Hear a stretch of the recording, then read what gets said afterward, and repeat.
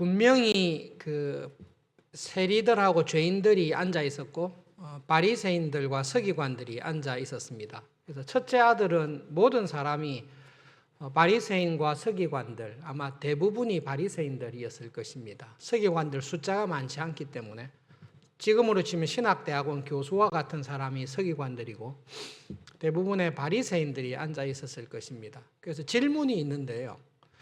예수님께서는 바리새인들을 미워했겠습니까? 어릴 때부터 교회에서 쭉 자란 저희들이 볼 때는 예수님께서는 세리와 죄인들, 회개하고 돌아오는 사람들은 사랑하셨고 바리새인들과 율법학자들이나 서기관들은 미워했다, 그렇게 오해를 할 수 있는데 정말로 예수님의 마음속에 바리새인들 보기만 하면 치가 떨리고 바리새인들을 하면 항상 예수님 마음에 미움이 있었겠습니까? 우리들 마음은 그럴 수 있습니다. 우리들은 어떤 사람을 대할 때에 좋아하는 마음, 미워하는 마음이 있을 수 있습니다. 근데 사랑이신 하나님이신 예수님의 마음속에 바리새인들을 보기만 하면 미워하고 정죄하는 마음이 있었다라고 하는 것은 예수님을, 하나님을 정말로 우리가 오해하는 것입니다. 니고데모가 바리새인이었습니다. 그리고 아마 부자 청년, 어릴 때부터 율법을 잘 지키고 헌신하여 살아왔던 부자 청년도 거의 100% 바리새인으로서 헌신돼서 살아왔던 사람이 분명합니다. 예수님께서는 그 부자 청년을 사랑했다. 그리고 니고데모와 그와 함께했던 사람들이 찾아왔을 때에 예수님께서는 니고데모에게 사랑으로 가르치신 것을 봅니다. 그러므로 예수님께서는 편애하지 않습니다. 정말로 사랑합니다. 바리새인들이 누굴까 생각을 해서 좀 살펴보았는데요. 2세기 때 아마 등장했던 사람들로 보입니다. 믿을 만한 사람이 요세푸스라는 사람인데 요세푸스가 당시 예수님 시대 때 예루살렘의 인구가 2만 5천에서 3만 명 정도로 추정하고 있습니다. 요세푸스가 이 시대에 살았던 사람이기 때문에 이 수치는 정확합니다. AD 70년에 예루살렘이 멸망당할 때 대제사장이요 유대의 총사령관으로서 직접 전쟁을 했던 사람이 요세푸스이기 때문에 요세푸스가 예루살렘에 상주하는 인구가 2만 5천에서 3만이었다. 그 가운데 바리새인의 숫자가 6천으로 요세푸스는 기록하고 있습니다. 3만 명으로 잡더라도 예루살렘 인구의 20%가 바리새인들입니다. 더 많은 숫자는 제사장하고 레위인인데요. 한 2만 명 정도가, 3만 명 중에 2만 명 정도가 제사장과 레위인들이었고 6천 명 정도가 바리새인이었고 4천 명 정도가 에세네파였습니다. 어쨌든 바리새인들은 예루살렘의 최소한 20% 정도 되는 비율을 차지하고 있습니다. 지금으로 보시면 여러분 평신도 운동이라고 보시면 맞습니다. 제사장이나 레위인이 아닙니다. 전문적으로 종교에 관심 있는 사람들이 아닙니다. 진짜 헌신된 평신도들이 바리새인들이었습니다. 바리새인들의 주축을 이룬 사람들은 농부들, 그리고 수공업하는 사람들, 무역하는 사람들이 바리새인들의 대부분이었습니다. 지금으로 볼 때는 굉장히 사랑스러운, 존경할 만한 교인들입니다. 예수님 시대 때 지금 예수님과 쭉 많이 만났을 때의 바리새인들은 특징이 있는데 이 시절에는 특별히 고정된 기도 시간을 열심히 지키는 일에 바리새인들이 애를 많이 썼습니다. 율법도 열심히 지키고 기도에 열심을 냈고 구제하는 일, 선행을 행하는 일에 굉장히 열심을 냈던 신실한 평신도들이었습니다. 누가복음 18장 11절과 12절에 그 시절의 바리새인들의 열심, 경건을 보여주는 말씀이 있습니다. 누가복음 18장 11절과 12절 찾아서 함께 영상을 보고 함께 읽겠습니다. 네, 같이 읽어봅시다. 바리새인은 서서 따로 기도하여 이르되 하나님이여 나는 다른 사람들 곧 토색, 불의, 간음을 하는 자들과 같지 아니하고 이 세리와도 같지 아니함을 감사하나이다. 나는 일회에 2번씩 금식하고 또 소득의 11조를 드리나이다. 여러분, 우리 교회를 놓고 생각을 해보십시오. 바리새인들은 평신도입니다. 마음에 소원이 있습니다. 페르시, 구별하다, 하나님께 구별해서 살자. 세상의 풍조에서 떨어져서 하나님께 딱 구별돼서 헌신해서 거룩하게 살자. 이게 이제 평신도 바리새인 운동인데요. 여러분, 지금도 평신도가 일주일에 2번 금식하면서 믿음으로 살려고 애를 쓴다고 생각해 보십시오. 그런 교인은 정말로 찾기 쉽지 않습니다. 어쩌다가 1년에 2번이 아니라 일주일에 2번을 하나님의 말씀대로 믿음으로 살기 위해서 금식을 하면서 살고 있습니다. 우리가 알다시피 11조 생활, 감사헌금, 성교헌금, 모든 헌금과 11조에 진짜로 충성을 다했습니다. 바리새인들의 목표가 뭔가 하면 율법에서 정한 것은 미니멈이다. 미니멈 요구한 것보다 더 열심히, 더 말씀대로 살아보고 싶다. 그것이 바리새인들의 열심이었습니다. 할 수 있는 한 많은 일에 구제를 했습니다. 선행을 하고 구제를 했습니다. 그렇기 때문에 그 시절에 바리새인으로 산다는 것은 정말로 구별된 평신도로, 헌신된 평신도로 믿음으로 살겠다 결심하는 것입니다. 그렇기 때문에 여러분, 예수님께서 이런 바리새인들을 미워하셨겠습니까? 정말로 좋아했을 것입니다. 다만 평신도들이었기 때문에 율법학자나 서기관들처럼 성경에 대해서 지식은 많지 않습니다. 성경에 대해서는 잘 모릅니다. 성경을 잘 읽을 수도 없기 때문에. 그렇지만 가르쳐 주시는 대로 하나님의 율법을 철저하게 지키고 우리는 거룩하고 경건하게 살자, 이 마음이 있는 사람들입니다. 인민교회 사역할 때 친한 친구가 컨테이너, 세마이를 모는 컨테이너를 운반하는 일을 했었습니다. 그때 같은 직장에서 있었던 이슬람, 모슬렘 트럭 운전사들을 만난 이야기를 저에게 해준 적이 있습니다. 경건한 이슬람 신도들, 모슬렘은 그 술을 판매하지를 않습니다. 그런데 이렇게 컨테이너를 트럭에 이제 운전하다 보면 이 컨테이너를 이쪽에서 저쪽까지 옮겨주시오.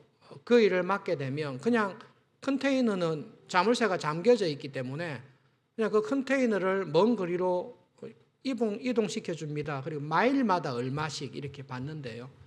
모슬렘인 그 사람이 컨테이너를 받아서 다른 곳으로 옮겨서 하역하기 위해서 컨테이너를 열어보니까 와인병이 가득 차 있었습니다. 모슬렘은 와인을 운반하지도 않고 팔지도 않거든요. 그러면 모르고 옮겼으면 어쩔 수 없다라고 할 수 있는데, 여러분 컨테이너 운반하는 거 하면 이렇게 몇천 불씩 일당을 받거든요. 이게 운반비로. 근데 와인을 운반했을 때는 그 돈을 자기가 받지 않습니다. 그냥 회당에 주든지 기부하든지 그렇게 합니다. 왜냐하면 우리들은 술은 운반하면 안 된다. 그것을 딱 지키고 사는 것입니다. 그 모습을 보고 친구가 감명을 받아서 와, 진짜 철저하게 자기의 율법대로 산다. 예수님 시대의 바리새인들은 그 모슬렘보다 더 헌신된 사람들입니다. 하나님의 말씀과 율법에 어긋난 것이 있으면 절대로 하지 않고 정말로 율법에서 요구한 것보다 더 열심으로 하나님을 섬기며 살려고 했던 순진하고 조금 무식하긴 하지만 착하고 진실하고 헌신된 사람들, 한 6천 명 정도 되는 그 사람들이 바리새인들입니다.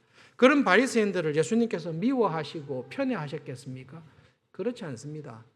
그러므로 예수님께서 이 비유를 통해서 하시는 말씀을 잘 들어보면 첫째 아들, 그렇게 열심히 믿음으로 사는 바리새인들에 대한 예수님의 사랑과 관심이 있습니다. 첫째 아들이 화가 나서 삐꼈습니다. 둘째가 탕진하고 돌아왔는데 아버지가 잔치한 것을 보고 너무 화가 나가지고 잔치하는 곳에 들어오지 않고 바깥에 나가 있었습니다. 아버지가 어떻게 했습니까? 사람을 불러서 들어오라 그렇게 하지 않았습니다. 둘째가 회개하고 돌아올 때 버선발로 뛰어가서 둘째를 안아줬듯이 아버지가 직접 큰아들에게 달려갑니다. 그리고 여러분, 예수님께서 하신 말씀을 자세히 보면 진짜 감동적인데요.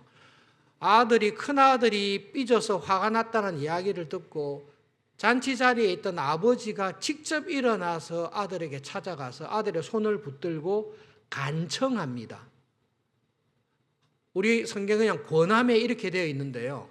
그냥 가서 plead, 간청하고 구걸하듯이 아들 손을 잡고 아들아 제발 내하고 같이 둘째를 환영하는 잔치에 들어가면 좋겠다. 네가 꼭 들어와야 되지 않겠냐. 아버지가 아들의 손을 잡고 간청한 것입니다.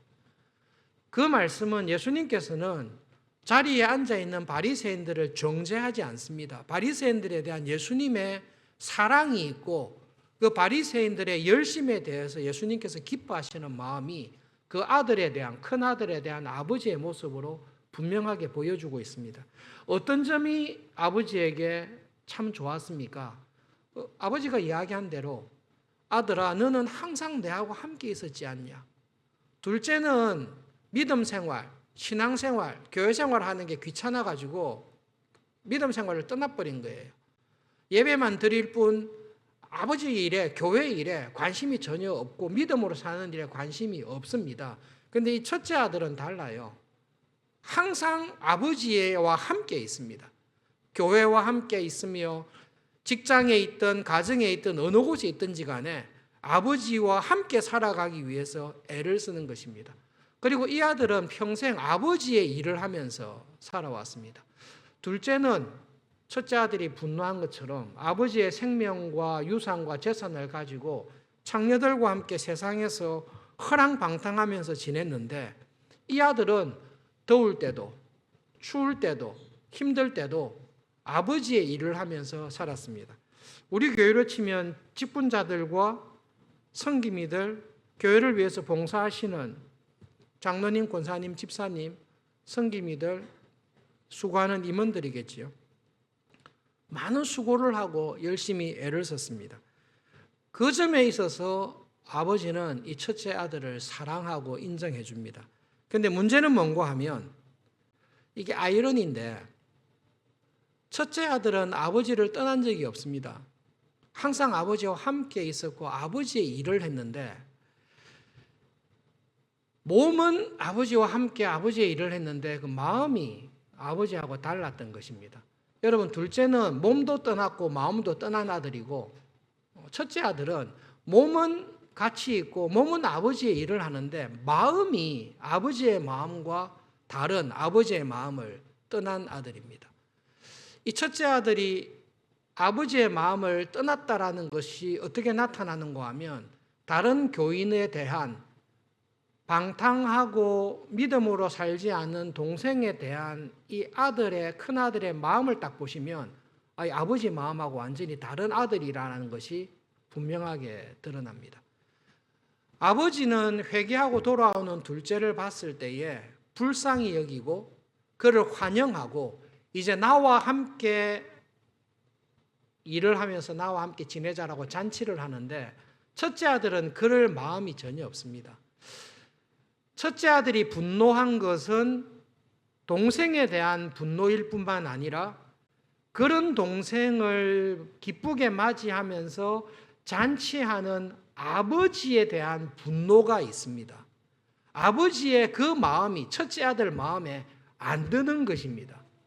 왜 안 드는가 물어보면 첫째 아들 말 속에 있는데 나는 아버지를 위해서 떠난 적이 없어요. 나는 아버지를 위해서 나의 시간과 젊음과 노력과 모든 것을 다 드렸어요. 그런데 내가 아버지를 위해서 그렇게 일을 하고 열심히 사랑했는데 아버지는 나에게 염소라도 잡아준 적이 없고 왜 이 탕진하여 돌아온 동생을 이렇게 사랑합니까? 라고 할 때에 아버지의 마음과 아들의 마음이 너무 다른 것입니다. 그것을 아버지가 발견한 것입니다. 왜 그렇게 마음을 먹게 됐습니까? 여러분 아이러니인데요. 첫째 아들이 너무 경건하게 살았어요. 너무 경건하게 살았어요. 일주일에 2번씩 금식하는 것 절대 쉽지 않습니다. 11조 생활하는 거 믿음 안에서 잘 자란 사람들이야 11조를 믿음으로 하나님께 나의 모든 것이 하나님께로 왔습니다. 이번 달에도 하나님께서 주신 것을 감사하며 하나님께 드립니다. 이 감사함으로 하지만 쉽지 않습니다.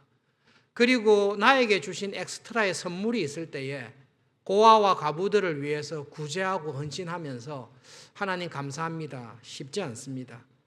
첫째 아들은 너무 경건하게 살았습니다. 그런데 경건하게 수고하고 봉사했던 모든 것이 하나님의 은혜에 대한 은혜 안에서 경건하게 산 것이 아니라 하나님의 은혜를 떠난 상태에서 경건 생활을만 열심히 했습니다. 여러분, 정말로 첫째 아들이 아버지와 항상 함께 있으면서 아버지의 일을 하며 아버지의 마음을 가지고 있었다면 동생이 돌아왔을 때 어떻게 했겠습니까? 아버지와 똑같이 했을 것입니다. 정말로 죽었다가 살아왔구나. 정말로 허랑방탕 세상에서 인생을 허비하고 있다가 이제 회개하고 돌아왔다라는 동생을 봤을 때에 정말로 잘 왔다. 정말로 잘 왔다. 이제 다시 나와 함께 아버지 집에서 아버지의 이 일을 해보자. 그렇게 환영했을 것입니다. 정말로 아버지의 마음을 가지고 있었다면 동생이 허랑방탕하면서 지냈던 그 소식을 들었을 때에 아버지와 똑같이 동생을 불쌍히 여기는 마음을 가지고 기다리고 있었을 것입니다.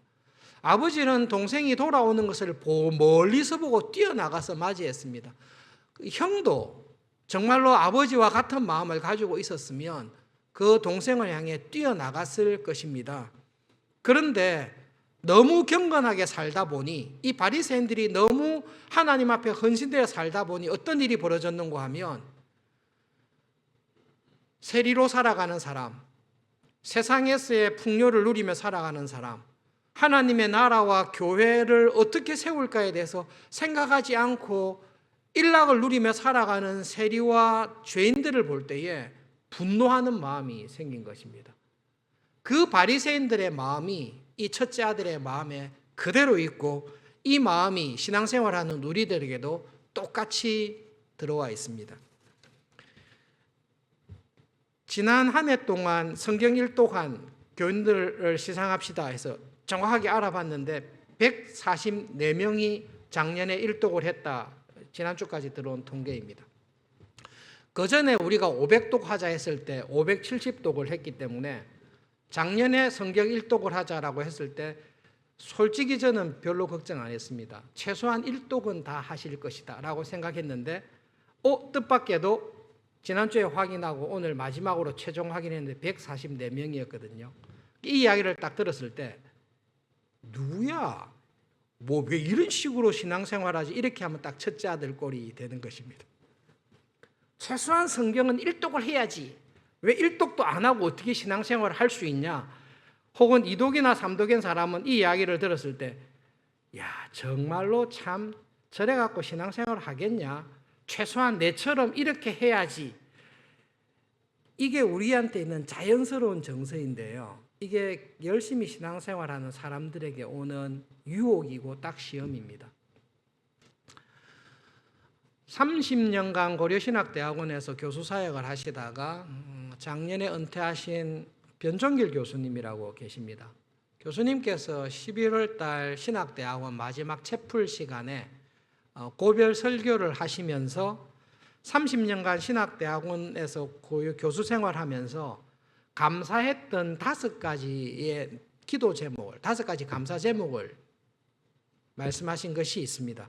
그 중에 한 가지가 제 마음에 굉장히 인상적이었습니다. 신학대학원에 있는 후배들에게 자주 물어봅니다. 교수님들 가운데 어떤 교수님이 참 은혜가 되었냐, 또 어떤 점이 좋냐라고 했을 때 물어봤던 여러 후배들이나 전도사님, 강도사님들 이야기를 들었을 때에 이 교수님에 대해서 인상적이었던 게 이 교수님은 신학생들만큼 매일 새벽 기도회 때 나와서 기도하시는데 정말로 기도를 열심히 하시는 모습이 이 교수님에게는 참 도전이 되고 은혜가 되었다라는 이야기를 들은 적이 있습니다. 교수님께서 이렇게 제가 30년 교수 사역하는 동안에 정말로 감사한 시간은 새벽에 하나님 앞에 나와 기도하는 시간이었습니다. 저에게 새벽 기도의 시간은 힘든 의무가 아니라 하나님께서 나와 함께 하시고 하나님께서 도와주시는 것을 경험하는 은혜의 시간이었습니다. 새벽에 와서 기도할 때에 수업 시간에 무엇을 가르칠지를 하나님께서 지혜를 주셨고, 새벽 기도를 시간을 통해 하나님께서 나에게 힘을 주셨고, 그것으로 인하여 즐겁게 가르치며 수업할 수 있는 은혜를 주셨습니다. 내가 30년의 교수 사역을 돌아볼 때 가장 즐거웠던 것이 기도의 시간이었습니다. 그 이야기를 들을 때에 자연스럽게 도전이 된 거죠. 바리새인 같으면 이렇게 이야기합니다. 아니, 직분자가 돼서 교인이 돼서 하루에 1시간도 기도 안 해요? 정말로 쓸데없는 교인이네요. 최소한 일주일에 2번은 금식 안 하더라도 하루에 1시간 이상은 기도해야 되지 않습니까? 그렇게 이야기하다 보면 내가 기도한 것이 나를 딱 사로잡습니다. 그래서 내가 생각하는 기준에 미치지 못하는 교인을 보면 쉽게 비난합니다. 쉽게 멸시합니다. 쉽게 정죄하고 비판합니다. 그렇게 이야기하는데도 말을 안 듣잖아요. 그러면 분노합니다. 이게 바리새인들이 당한 문제입니다. 예수님께서 이 비유를 통해서 내 안에 둘째 아들과 같이 주일날 예배는 드리지만 일주일간 직장에서 가정에서 살아갈 때에 마음속에 하나님에 대한 생각이 전혀 없이 내가 하고 싶은 일들만 하고 지내는, 그래서 결국은 나의 시간을 허비하고 탕진하는 둘째와 같은 모습이 우리 안에 있습니다. 반면에 우리 안에 첫째와 같은 모습이 있습니다. 하나님의 일을 합니다. 직분자로, 목사로, 장로로, 집사와 권사와 섬김이로 많이 일을 합니다. 모든 사람이 볼 때에 존경할 만큼 일을 합니다. 그런데 마음속에는 자기의 헌신과 노력에 대한 사람들이 알아주지 못하는, 혹은 그것을 인정받고 싶어하는 욕심이 있습니다. 그리고 그렇게 하지 않는 교인들에 대한 비난이 있고 정죄가 있고 미움이 있고 분노가 있습니다. 아버지가 볼 때는 두 아들 다 아버지를 떠난 아들입니다. 두 아들 다 하나님의 은혜를 떠나 있는 아들들입니다. 정말로 첫째가 아버지와 함께 일을 하고 아버지의 마음을 알았으면 둘째가 들어왔을 때에, 둘째가 방황할 때에 아버지처럼 노심초사, 하나님, 저 교인이 아직까지 어려운 중에 있습니다. 아직까지 하나님의 집을 떠나 있습니다. 하나님 앞에 다시 돌아올 수 있도록 밖에 나가서 기다리듯이 애통하며 기도하는 마음을 가지는 것이 아버지의 마음을 가진, 아버지의 은혜 안에 있는 교인입니다. 그렇지 않고 그렇게 신앙생활을 등한시하거나 게으르거나 어려움이 있는 교인들을 보면서 관심이 없습니다. 지 알아서 하겠지 뭐. 때가 되면 돌아오겠지 뭐. 혹은 저렇게 하다가 벌 받겠지 뭐. 여러분, 그것은 바리새인의 자리에 나도 모르는 사이에 굳건하게 뿌리를 내리고 있는 것입니다. 둘째는 돌아왔습니다. 아버지가 찾으러 가지 않았지만 둘째는 하나님의 은혜 가운데 그 생활을 방황하고 돌아와서 아버지의 집으로 왔습니다. 이제는 와서 아버지와 함께 일을 해야 될 일이 둘째에게는 남아 있겠습니다. 첫째에게는 무슨 문제가 있습니까? 아버지와 함께 잔치 자리로 올지 안 갈지는 첫째가 결정하는 것입니다. 아버지가 나와서 사랑하는 바리새인의 손을 붙들고 너 신앙생활 열심히 하는 거 안다. 그런데 네가 동생을 정죄하고 회개하고 돌아온 동생을 진심으로 맞이하지 않고 이 잔치에 들어오지 못하는 것은 네가 회개해야 된다. 제발 나와 함께 동생을 환영하는 자리로 가자라고 아버지가 요청합니다. 큰아들이 들어왔겠습니까? 안 들어왔겠습니까? 그것은 큰아들의 마음에 달려 있습니다. 아, 그렇구나. 그 교수님처럼 기도하는 것이 의무가 아니었습니다. 내가 다른 모든 교수들보다 더 많이 기도한 것이 나의 자랑이 아니었습니다. 사실은 하나님 30년 교수 사역을 볼 때에 내가 하나님 앞에 나와서 기도할 수 있었던 것, 기도의 자리에 하나님께서 저에게 함께 하시고 저의 교수 사역과 저의 사업과 가정의 문제와 나의 모든 일 가운데 기도를 통해 하나님의 도우심과 지혜를 경험하게 된 것, 내가 기도의 자리에 있었던 것 자체가 은혜였습니다. 내가 힘을 다해서 교회에 봉사하고 직분자로서의 사명을 다하고 주님의 말씀대로 순종하며 살아간 것이 저의 자랑이 아니라 그렇게 살아갈 수 있게 된 것 자체가 하나님 정말로 은혜였습니다. 그 은혜를 정말로 감사합니다. 이 교인이 진짜 교인입니다. 하나님의 나라는 은혜로 들어가고 은혜 안에서 살아가는 것인데 우리는 은혜로 들어갔다가 이 은혜 안에 살다가 나도 모르는 사이에 은혜를 떠나서 나의 열심과 나의 헌신과 나의 경건을 자랑하는 쪽으로 마귀의 시험에 빠질 때가 참 많이 있습니다. 그 심각한 자리에 있는 바리새인들을 향해 예수님께서 뛰어나가셔서 이 자리에 서 있으면 안 된다고, 나와 함께 동생을 환영하는 자리로 들어가자고 우리를 불러주시는 것입니다. 만약에 바리새인이 그 말을 듣고 회개하고 돌아오면 좋은데 안 돌아오면 이 큰아들이 너무 화가 나고 분노해서 안 들어가면 그럼 어떻게 됩니까? 예수님께서 거기에 대해서 바리새인들에게 엄중하게 이야기하신 것이 있습니다.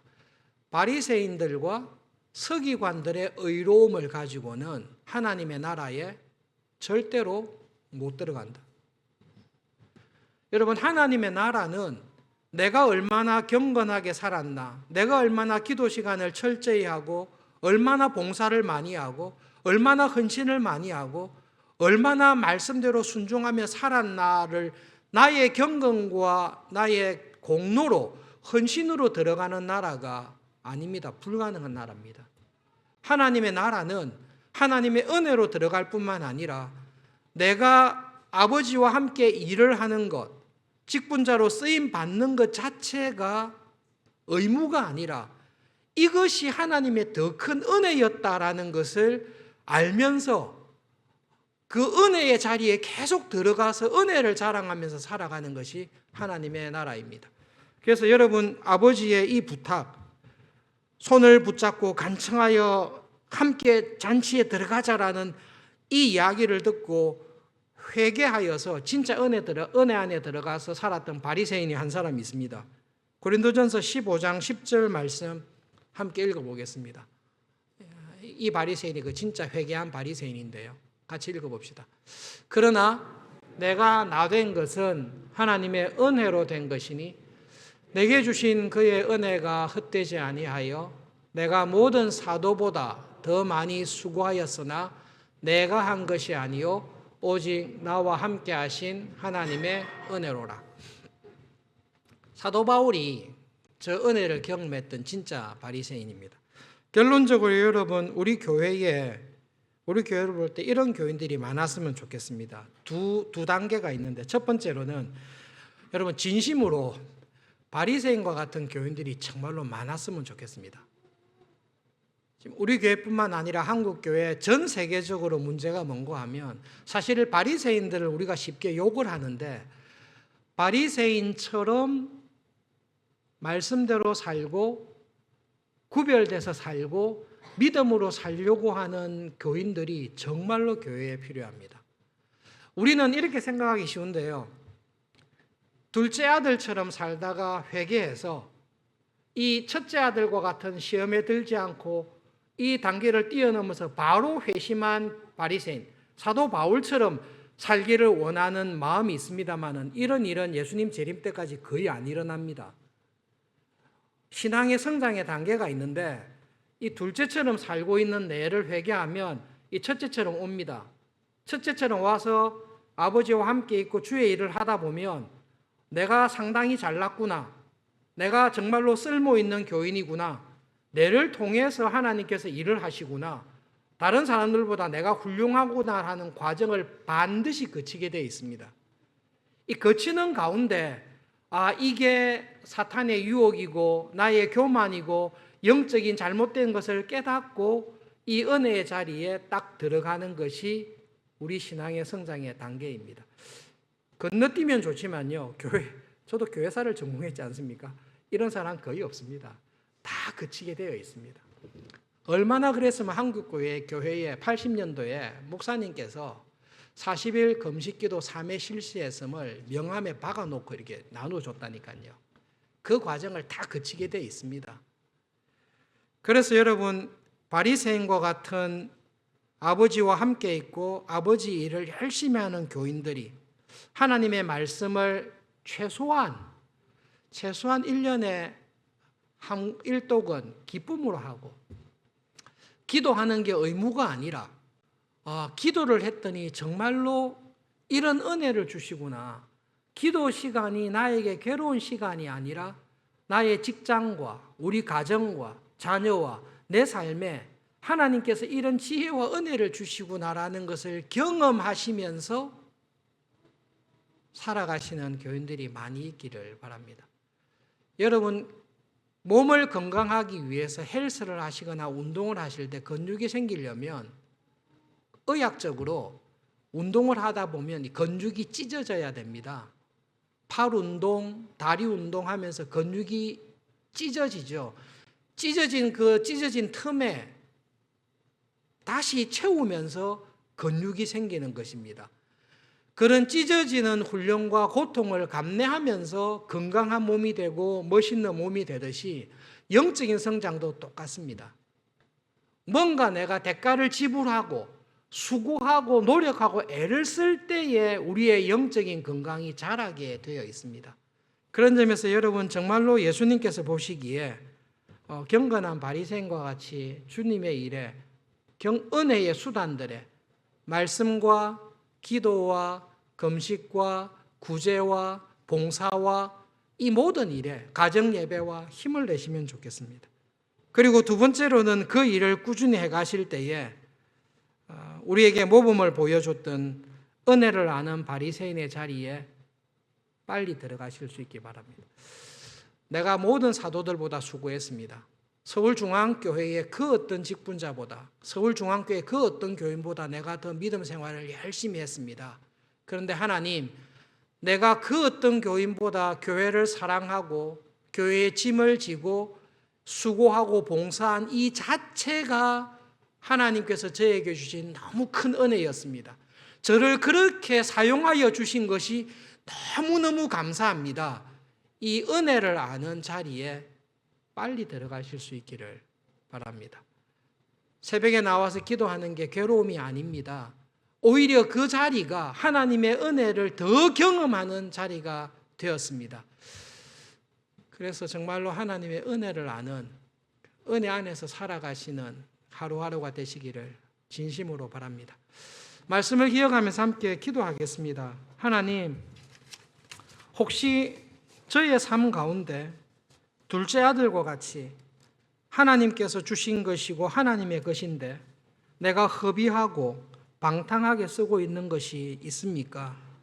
하나님, 혹시 내가 첫째 아들처럼 아버지와 함께 일을 열심히 했는데 은혜 안에 거하지 못하고 나의 경건을 자랑하는, 다른 사람을 비난하고 미워하고 분노하는 그런 시험에 있지는 않습니까? 회개하고 은혜를 아는 바리새인으로 살았던 사도 바울처럼 하나님, 은혜의 자리에 항상 있게 해 주십시오. 기도하겠습니다.